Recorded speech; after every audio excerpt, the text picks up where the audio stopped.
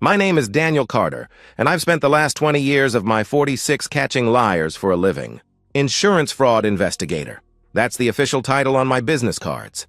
What it really means is, I've built a career on reading micro-expressions, analyzing patterns, and spotting the telltale signs when someone's story doesn't match reality. I've exposed fake injuries, staged accidents, and phony thefts worth millions. I pride myself on seeing through deception, which makes what I'm about to tell you particularly bitter. Claire and I had been married for 15 years. No kids. We'd tried early on, but it wasn't in the cards, and we'd made peace with that. Our suburban life in Westchester was comfortable, predictable. She worked part-time at a veterinary clinic, I investigated insurance claims, and we met in the middle for dinner most nights. The intimacy had become routine rather than passionate, but it still happened twice a week like clockwork. Saturday mornings and Wednesday nights. She'd initiate with a specific touch on my shoulder, I'd respond, and we'd go through the familiar motions. I thought it meant we were stable, solid. The discovery happened on a Thursday evening in March. Claire had gone to shower after dinner, leaving her purse on the kitchen counter. It tipped over when I moved it to wipe down the granite and a phone fell out. Not her iPhone, the one I'd bought her last Christmas, but a cheap Samsung burner I'd never seen before. 20 years of investigating fraud had trained my instincts. A second phone is never innocent. The screen lit up with a message notification. "Tomorrow still good?" I picked it up. No passcode. Amateur mistake. The message was from someone named Andrew. I opened the thread and my world tilted off its axis. The messages weren't just about an affair. They were planning to kill me. "Once it's done, we'll have the money," Andrew had written 3 days ago. "Nobody will suspect anything." Accidents happen on boats all the time. Claire's response made my blood turn to ice water. "He won't see it coming." He trusts me completely. "It'll look just like an accident." My hands steady. Investigators training, I scrolled through weeks of messages. They'd been planning this for 4 months. Claire had researched drowning statistics, boat accidents, how long someone could survive in cold water. Andrew had sourced veterinary sedatives from Claire's workplace contacts. They discussed dosages, timing, locations. "The anniversary trip is perfect," Claire had written 2 weeks ago. "He'll be expecting romance, not this." Our 16th anniversary was in 10 days. I heard the shower turn off upstairs. Moving with practiced efficiency, I photographed every message, forwarded the entire conversation history to my secure cloud storage, and carefully placed the phone back in her purse at the exact angle it had fallen. My heart was hammering, but my hands remained steady. 20 years of crime scenes had taught me evidence preservation. Claire came downstairs in her terry cloth robe, hair wrapped in a towel, and kissed my cheek. "Thanks for cleaning up, honey," she said warmly. I studied her face, this woman I'd shared a bed with for 15 years. Her green eyes showed nothing unusual. Her smile reached all the appropriate muscles. If I hadn't just read her murder plans, I would have believed she loved me. "No problem," I managed, my voice normal. Another investigator's skill, never let them know what you know. She poured herself a glass of wine and settled on the couch. "Want to watch something?" she asked. We sat together watching Netflix, her head on my shoulder while I processed what I'd discovered. 4 months ago, she'd suggested I increase my life insurance. "We're not getting younger," she'd said then. "We should be prepared." I'd agreed, even thanked her for thinking ahead. The policy was now worth $2 million. I excused myself to the bathroom and checked our insurance documents on my phone. She'd increased it without telling me, doubled it from 1 million to 2. The change was made 4 months ago. The exact timeline matched when she'd started texting Andrew. When I returned to the couch, Claire snuggled closer. "I love you," she murmured against my shoulder. "Love you too," I replied automatically while my mind cataloged evidence. Tomorrow I'd need help. Tomorrow I'd need Nathan. My phone buzzed. I glanced at it casually. But the notification made my blood freeze. Our joint credit card had just been charged at a boat rental company. Claire was already making reservations for my murder. As she shifted against me, I saw her burner phone light up in her purse across the room. Even from here, I could read Andrew's new message. "Tomorrow we scout the location. Make sure you can get him there alone." Nathan Cooper's office occupied the 2nd floor above Rosario's Diner on Fordham Road. The smell of bacon grease and coffee permanently infused the walls, and the ancient radiator clanged like a ghost in chains. But Nathan had the best investigative mind I'd ever encountered, and more importantly, he was the only person I trusted completely. I'd called him at 6 that morning. "I need to see you." "It's personal," I'd told him. "How personal?" he'd asked, already alert. Nathan knew I didn't do personal. "Life and death personal," I'd replied. Now, sitting across from his cluttered desk, I handed him my phone with the photographed messages pulled up. Nathan read in silence, his expression growing darker with each swipe. When he finished, he set the phone down carefully and stared at me for a full minute without speaking, something that never happened. Nathan always had words. "Jesus Christ, Daniel," he said finally. "Yeah," I responded. "Claire? You're Claire?" he asked, disbelief in his voice. "Apparently she's Andrew's Claire now," I replied grimly. Nathan rubbed his face with both hands. "We've investigated, 300 insurance murders between us? But when it's someone you know..." He trailed off, then snapped back into professional mode. "Okay, evidence first, emotions later. Walk me through everything." I laid it out chronologically. The burner phone discovery, the message history, the insurance policy changes, the boat rental. Nathan took notes on his legal pad, occasionally asking for clarification. When I mentioned the veterinary sedatives, he pulled up Claire's workplace on his computer. "Animal Emergency Clinic of Westchester," he read aloud. "They'd have ketamine, propofol, pentobarbital. Any of those could disorient you enough to stage a drowning." "She's been asking about my swimming lately," I remembered. "Suggested we take lessons together for exercise." "I thought she was worried about my health." "She was. Just not in the way you thought," Nathan replied bluntly. He pulled up Andrew Reeves on his screen. "Handyman, boat mechanic, 2 arrests for fraud, currently 60 grand in debt to some very unfriendly people. Met your wife when?" "Last summer. He fixed our dock after that storm in July," I answered.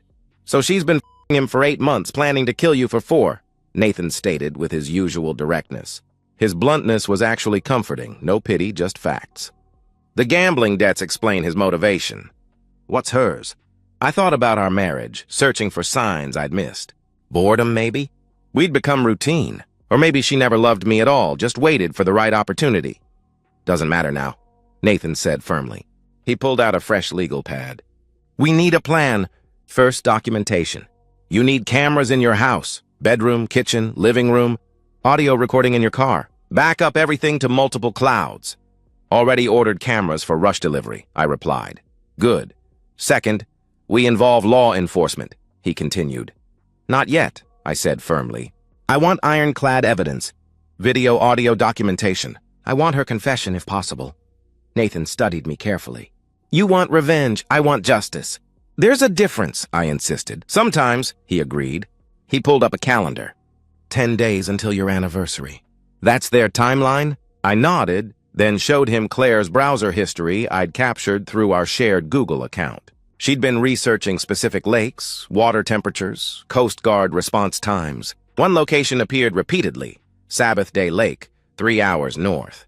"Isolated, poor cell service, averaging 2 drowning deaths per year. She's thorough," Nathan admitted grudgingly. "But she made mistakes. The insurance change without your signature? That's fraud. The veterinary drugs, theft and conspiracy. The burner phone, rookie error. And Andrew," he pulled up more records. "This a**hole's been arrested twice. He'll crack under pressure. We spent 3 hours building our counter-operation. Hidden cameras with cloud backup. Audio recorders in strategic locations. GPS trackers on both vehicles. Daily check-ins with coded phrases. If I missed a check-in, Nathan would alert authorities with all evidence." "What about a wire?" Nathan suggested. "Too risky." "She's touching me more lately, playing the loving wife. She might feel it," I explained.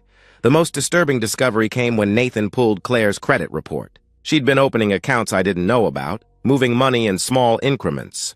"She's building an escape fund," he explained. "Probably planning to play the grieving widow for a few months, then disappear with Andrew." I found myself studying our wedding photo on Nathan's shelf. He'd been my best man.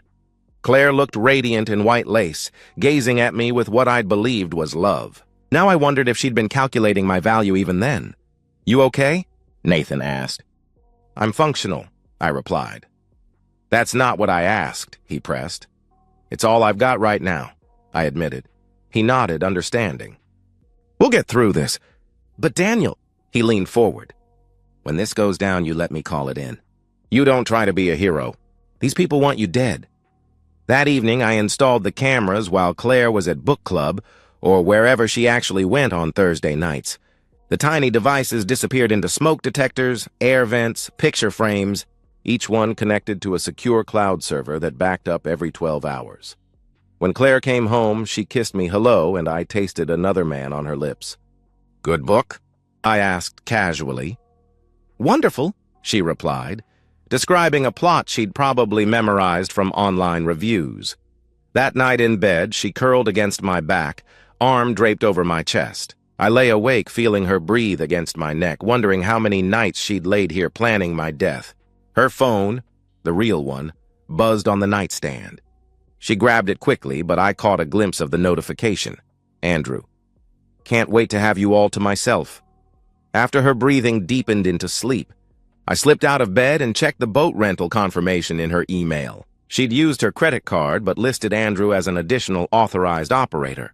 They weren't even trying to hide their connection anymore. I found the lake on Google Maps. The rental dock was isolated, the waters were deep, and the nearest help was 30 minutes away. The perfect murder location. As I crept back to bed, Claire murmured in her sleep and reached for me. I let her pull me close, playing the oblivious husband, while documenting everything on the hidden camera pointed at our bed. Every embrace was evidence. Every kiss was conspiracy.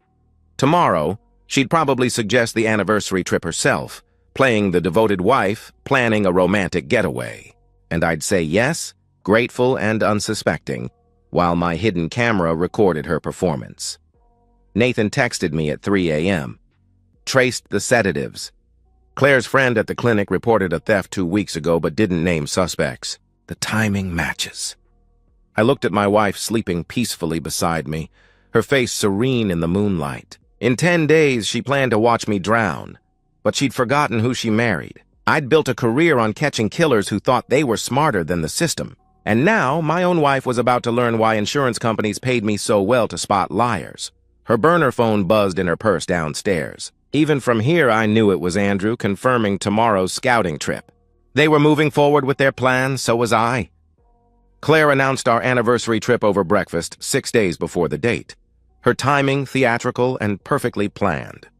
She'd made my favorite omelet, fresh coffee, even put flowers on the table, staging the scene for her loving wife performance. I've been thinking about our anniversary, she said, touching my hand across the table. Remember when we used to go fishing when we first dated? Just the two of us on the water? Of course, I replied. Those early trips had been genuine before whatever poison had infected her heart. I found the perfect spot. Sabbath Day Lake, it's gorgeous, isolated, romantic. I've already talked to the rental company about a boat. We could make a long weekend of it, she continued, her green eyes sparkling with false enthusiasm. What do you think? Sounds perfect, I said, squeezing her hand while my hidden camera captured everything. You're amazing for planning this. She beamed, and if I hadn't known better, I'd have believed her joy was real. I want it to be special. 16 years is worth celebrating, she declared. That afternoon, while Claire was supposedly at work, I watched her on our security system as she returned home early. She went straight to our bedroom closet and pulled out a waterproof bag I'd never seen before. Inside were rope, zip ties, and what looked like anchor weights. She photographed everything with her burner phone, probably sending Andrew proof she was prepared. The hidden microphone picked up her phone conversation clearly. Yes, I have everything, she said into the phone. The sedatives are in a sealed bottle. They'll look like his heart medication. No, he won't suspect anything. He thinks I'm planning a romantic weekend. The insurance company already confirmed the payout timeline. Accidental death pays double. My stomach churned as she practiced her future widow voice. He just fell in. I tried to grab him, but he went under so fast. By the time I got the life ring, she actually practiced crying, timing how long it took to sound hysterical but coherent. That evening, she was extra affectionate, sitting on my lap while we watched TV, running her fingers through my hair. I love you so much, she whispered. I want this anniversary to be unforgettable. It will be, I promised, meaning it differently than she did. Over the next 3 days, I documented everything. Claire's research history showed she'd studied hypothermia, drowning physiology, and water rescue statistics. She'd learned that most drowning victims sink immediately if their lungs fill with water, making recovery difficult. She'd researched whether bodies float or sink in fresh water versus salt water. Nathan helped me prepare countermeasures. I practiced holding my breath, bought a concealed flotation device that looked like a regular belt, and memorized the lake's depth charts. Most importantly, we arranged for Nathan to alert authorities at specific checkpoints. If I missed any signal, the police would converge on the lake within minutes. 2 nights before the trip, I found Claire in the garage with our cooler, carefully placing beer bottles in a specific arrangement. She'd marked one bottle with a tiny dot of nail polish, almost invisible unless you were looking for it. That would be the drugged one, meant for me.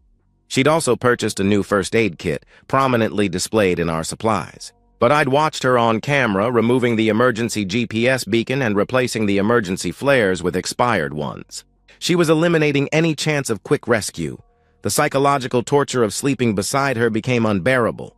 She'd initiate sex with unusual passion, and I'd reciprocate while knowing she was essentially f***ing a man she planned to murder.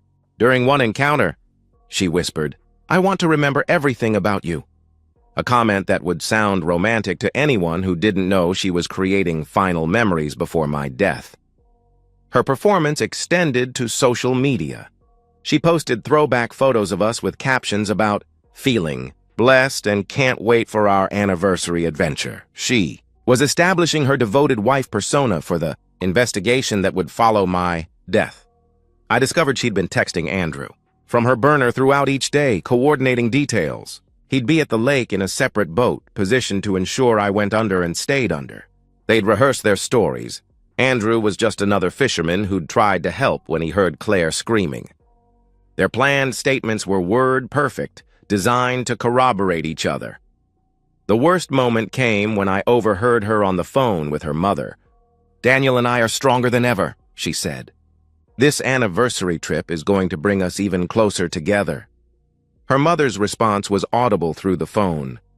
"You're so lucky to have found true love." Claire had also been studying my routines, noting when I typically drank, how much, how quickly. She knew I usually nursed a single beer while fishing, making it easy to ensure I'd consume the entire drugged bottle. She'd tested the sedative on our neighbor's dog, claiming to dog sit, timing how long it took to disorient the animal. Nathan called with disturbing news. "Andrew's been shopping. Bought a waterproof camera, new boots, and, get this, a gaff hook. You know what those are for?" "Pulling large fish into the boat," I said, understanding the implication. "The hook would ensure I couldn't surface if I somehow fought the sedatives." He also cleared his debts yesterday, paid off 30 grand to some dangerous people. "Used Claire's money, I'm betting," Nathan informed me. "She gave him $30,000. I asked, shocked, "From the accounts she's been hiding?" "Daniel, they're not planning to wait. This is happening on your anniversary," he warned. "The final night before our trip." Claire suggested we update our wills, just to be safe before traveling. She'd already prepared the documents, needing only my signature. I signed them, knowing Nathan had copies of everything showing her forgeries and fraud. "Promise me something," she said that night in bed, her head on my chest. "If anything ever happens to me, you'll find someone else. I don't want you to be alone." "Nothing's going to happen to you," I said, fighting nausea at her performance. "But if it did, promise me you'd move on." "Find happiness," she pressed. "I promise," I lied, knowing she was projecting. Imagining her own future with Andrew after my death, she fell asleep holding me tighter than she had in years. I lay awake counting the hours until morning, when we'd pack our car for what she believed would be my last trip. The cameras captured her sleep-talking around 3 a.m., She mumbled Andrew's name and smiled. I checked my phone one last time. Andrew had sent his final message to Claire's burner. "Weather's perfect tomorrow. It's time." Claire had responded with a heart emoji. Tomorrow she'd dress in the new outfit she'd hidden in the closet, something photogenic for the grieving widow photos that would follow. She'd pack our lunch with loving care, ensuring my drugged beer was perfectly positioned. She'd kiss me goodbye to our house, knowing I'd never return. But she'd underestimated the man she'd married. 20 years of investigating murders had taught me one thing: killers always make mistakes when they think they're smarter than their victims. And Claire's biggest mistake was forgetting that I'd built a career on seeing through lies, especially the ones told by people who claim to love their victims. The morning of our anniversary dawned crisp and cloudless, murderer's weather as Claire had planned. She woke me with unusual tenderness, kissing my forehead and whispering, "Happy anniversary, my love." Her performance was flawless, down to the tears in her eyes that might have been real. Tears for the life she was about to destroy. She'd dressed carefully in jeans and the red flannel shirt I'd bought her years ago, playing the nostalgic wife. But I noticed the new waterproof boots, the expensive sunglasses that would hide her expressions, and the way she'd braided her hair tight, practical for what she expected to be a physically demanding day.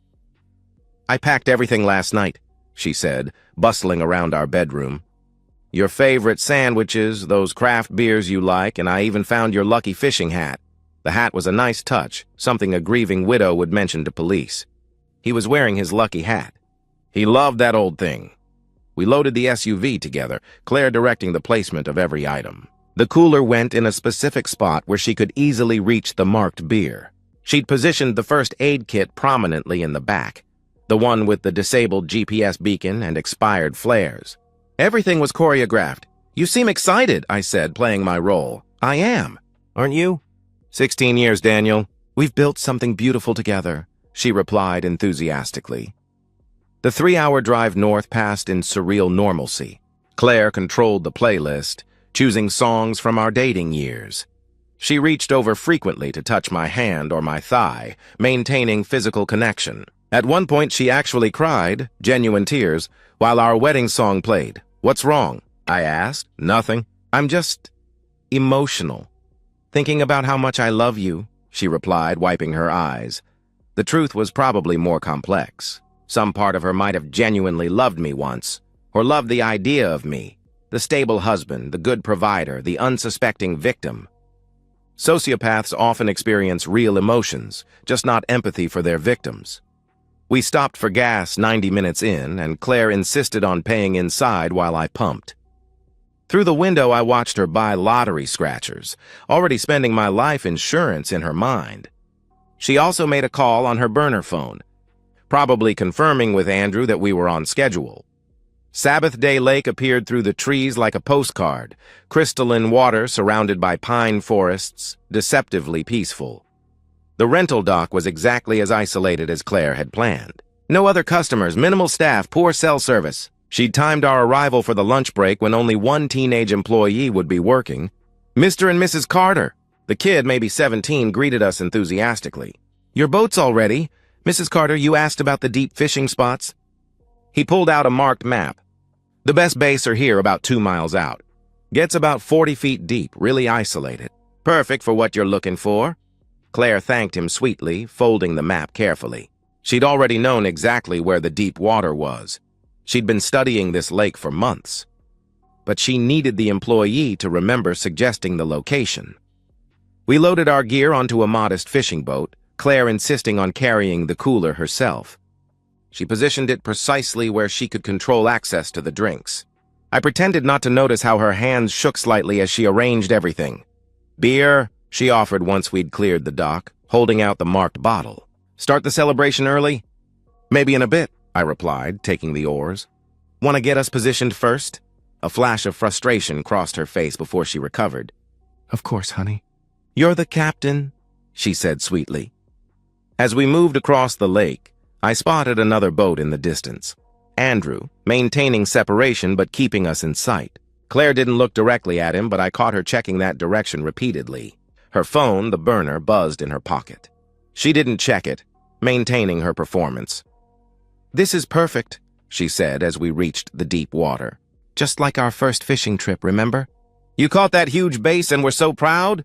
"I remember," I replied. I also remembered that she'd seemed genuinely happy then, laughing at my excitement. When had that woman disappeared? Or had she never existed? "Beer now?" she offered again, more insistent. I accepted the bottle, examining it while pretending to watch my fishing line. The tiny nail polish mark was barely visible.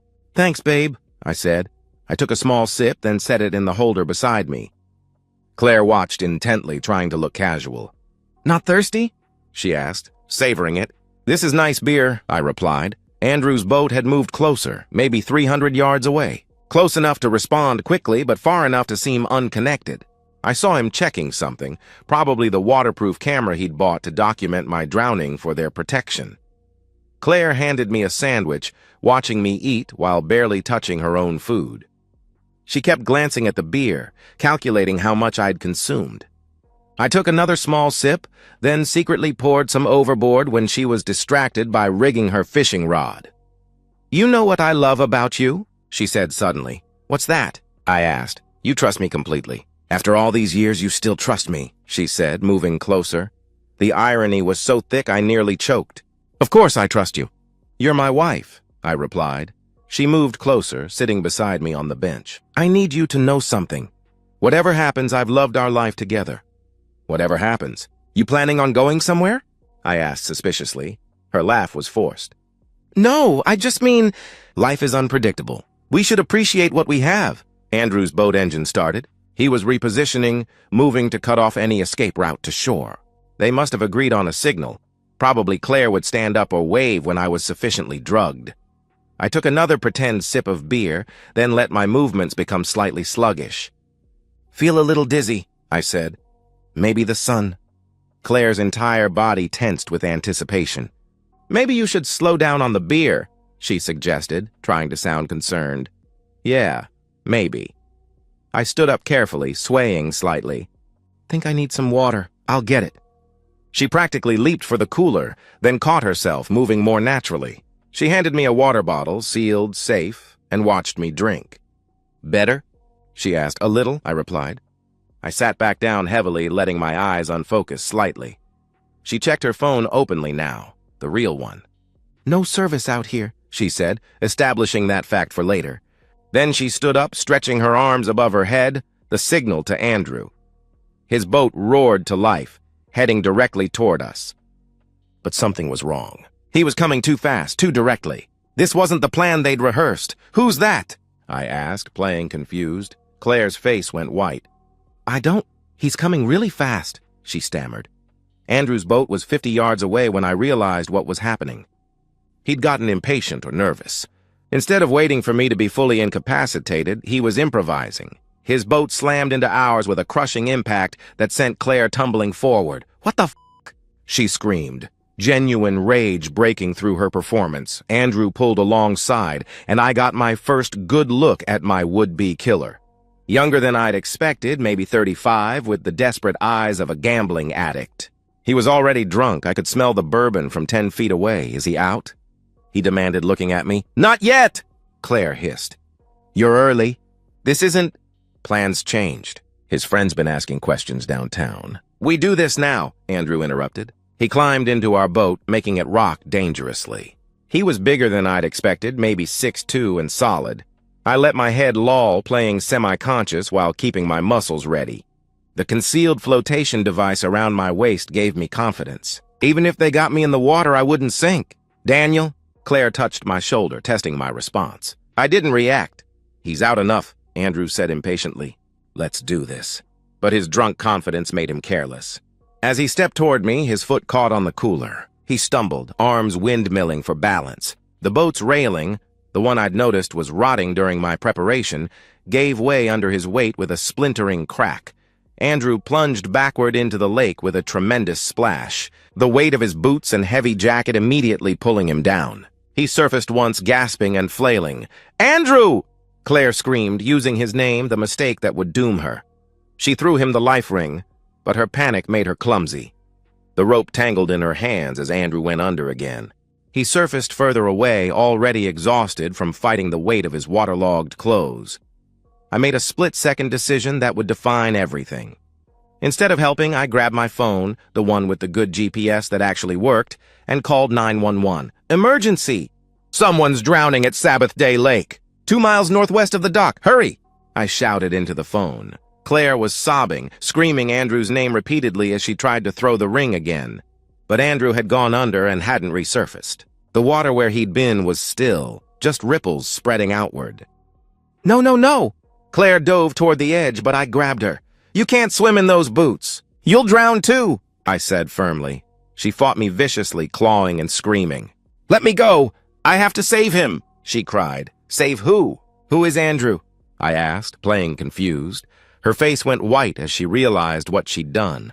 She'd been screaming her lover's name while her husband, who supposedly didn't know Andrew existed, watched her fall apart over a stranger's death. The Coast Guard arrived in 12 minutes, but Andrew had been under for 15. They pulled his body from 40 feet of water while Claire collapsed in hysterics. She wasn't performing anymore. Her grief was real, raw, and completely inappropriate for a woman whose husband had nearly drowned. Ma'am, did you know the victim? The officer asked. Claire couldn't answer, sobbing too hard. I stepped in, playing the confused husband. I don't think so. He crashed into our boat. Maybe drunk? My wife's just traumatized from seeing someone drown, I explained. The officer looked between us, noting Claire's excessive grief. Sir, are you injured? Your wife seems very upset. I'm okay. Just shaken up. This was supposed to be our anniversary trip, I replied, maintaining my confused husband act. They found the gaff hook in Andrew's boat. They found the waterproof camera. They found bourbon bottles and gambling receipts. Everything pointed to a drunk boater causing a fatal accident, except for Claire's reaction. Mrs. Carter? The officer tried again. Can you tell us what happened? She looked at me, desperate. Tell them, Daniel. I'm not sure what happened, I said truthfully. This man crashed into us, fell overboard, and drowned. My wife tried to save him. You knew his name, the officer said to Claire. You were screaming, Andrew! Claire's mouth opened and closed like a fish.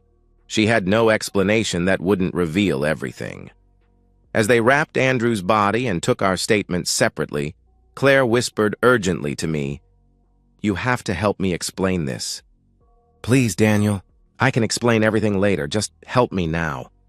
I looked at my wife, this woman who'd planned my murder, who'd just watched her lover drown, who was begging me to save her from the consequences. I don't understand what's happening, I told her honestly, but we'll figure it out. She grabbed my hand desperately, not knowing I was recording everything, that her whispered thank you would later become evidence of consciousness of guilt. The marked beer bottle bobbed in the lake, its poisoned contents diluting into 40 feet of water. The murder weapon had become just another piece of floating trash, like the plans Claire and Andrew had made. But Claire's tears were real.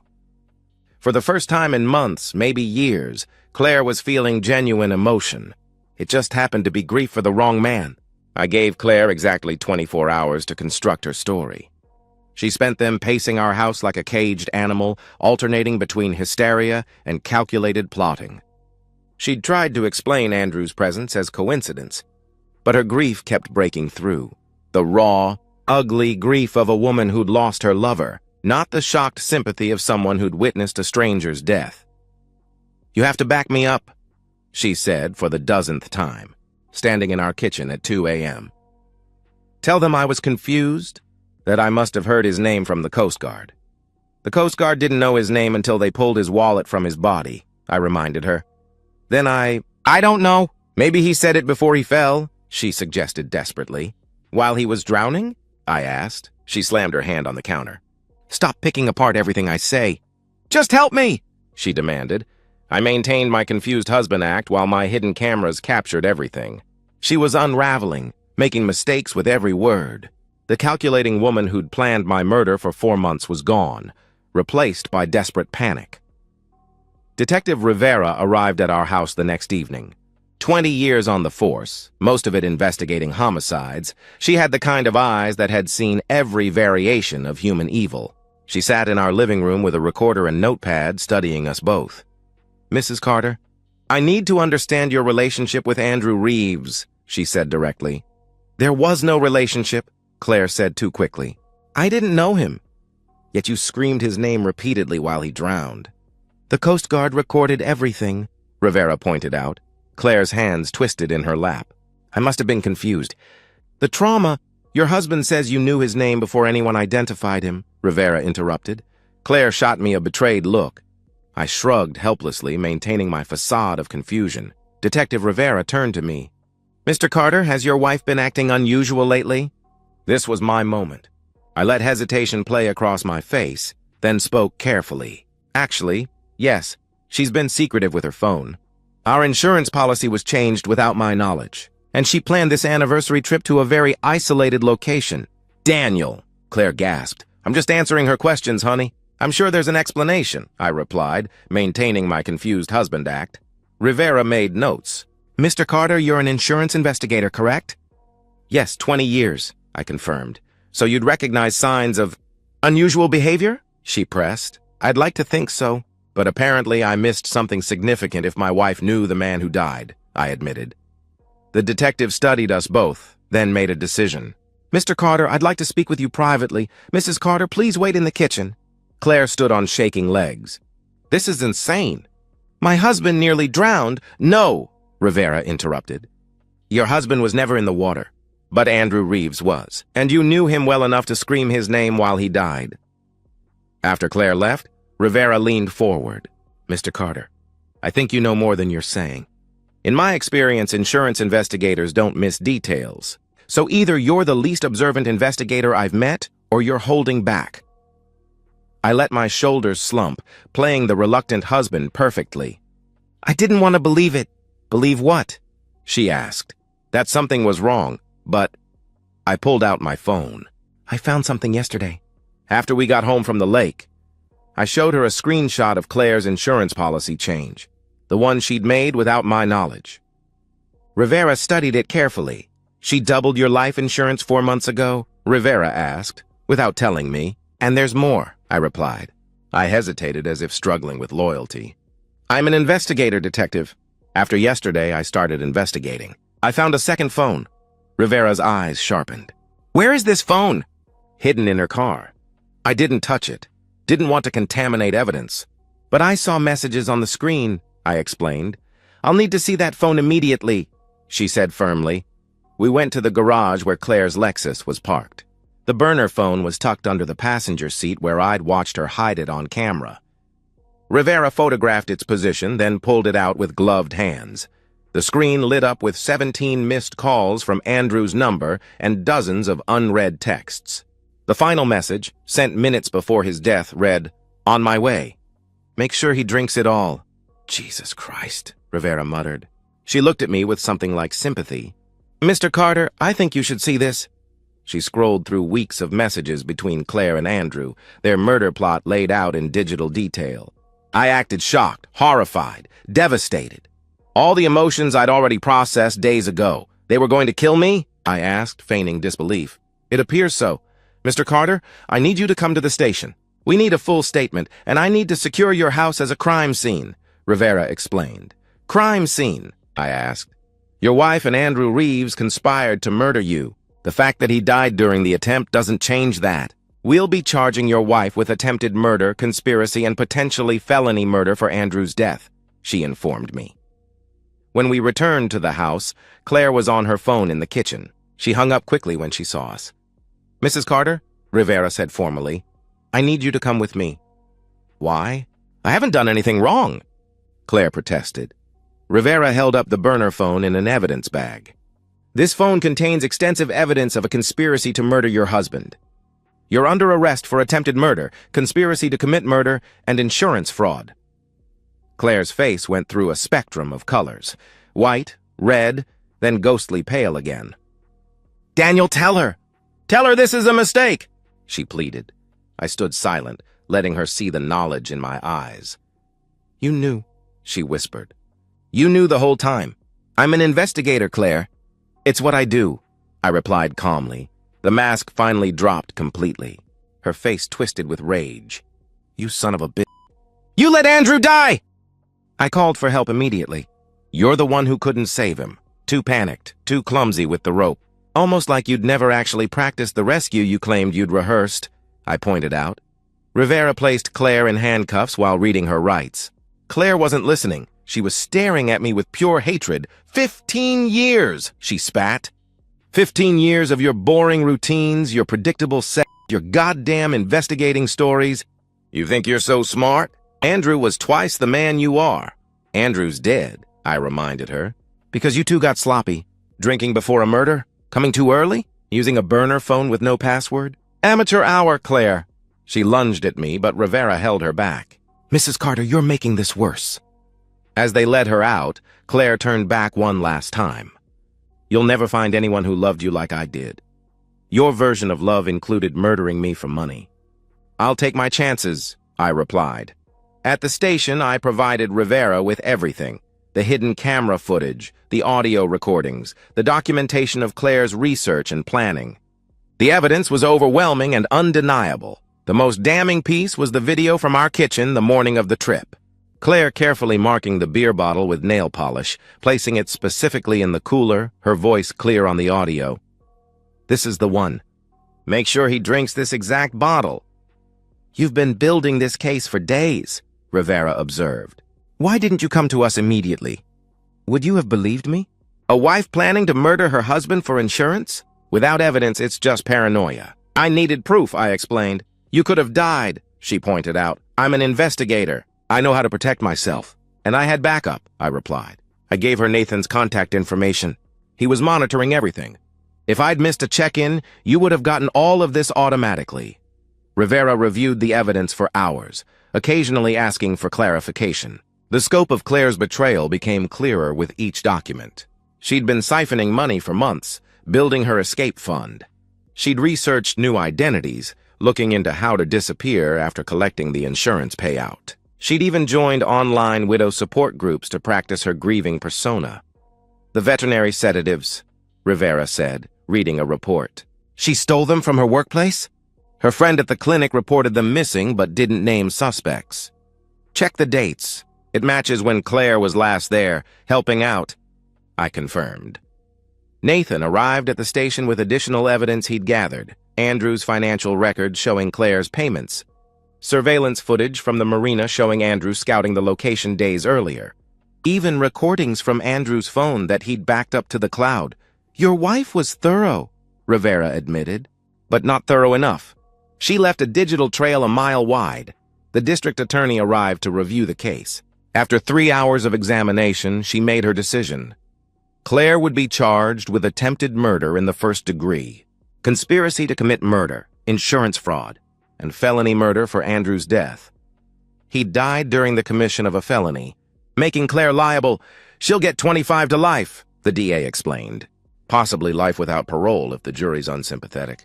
The premeditation is extensive. That night I returned to our empty house. The crime scene tape was gone, but Claire's presence lingered like smoke. I walked through rooms we'd shared for 15 years, seeing them differently now. The bedroom where she'd lain beside me planning my death. The kitchen where she'd prepared my last meal. The living room where we'd watched movies while she texted her lover about murdering me. I found our wedding album in the closet and flipped through it. Claire looked radiant, young, seemingly in love. Had she ever loved me? Or had I always been a mark, a long con that took 15 years to play out? Nathan came by with beer, safe beer, and we sat on my deck overlooking the yard where Claire had practiced her grieving widow performance. How you holding up? He asked. I'm alive. That's more than Claire intended, I replied. You know what the hardest part is? Nathan said after a while. It's not the betrayal or the attempted murder. It's that you'll never really know when it started. When she stopped loving you, if she ever did. That'll eat at you if you let it. He was right. I'd investigated hundreds of crimes, but I'd never be able to pinpoint the moment my wife decided I was worth more dead than alive. The trial would come later. Claire would sit in a courtroom while prosecutors played her recorded conversations, showed her research history, displayed the marked beer bottle in its evidence bag. The jury would take less than 3 hours to convict on all counts, but that was months away. Tonight I sat in my empty house, alive against Claire's wishes, surrounded by the evidence of a marriage that had been dead long before anyone tried to make it official. My phone buzzed with a text from Rivera. Your wife's requesting to see you. Says she wants to explain everything. I deleted the message without responding. Claire had explained everything already. In 4 months of messages planning my murder. In her scream of Andrew's name as he drowned. In her final words claiming she'd loved me while planning my death. Some mysteries didn't need solving. Some lies didn't need explaining. I was alive. That was explanation enough. And so, we've reached the end of today's story. Was it what you expected, or did it take a twist you didn't see coming? I'm curious to hear your thoughts. Share them in the comments below, and let's get a conversation going. If this story kept you hooked, make sure to hit that like button. And if you're new here or just haven't subscribed yet, now's the perfect time to join our community. I bring you fresh, captivating stories every day, so click that subscribe button and turn on notifications so you never miss out. Thanks for watching, and I'll see you in the next one.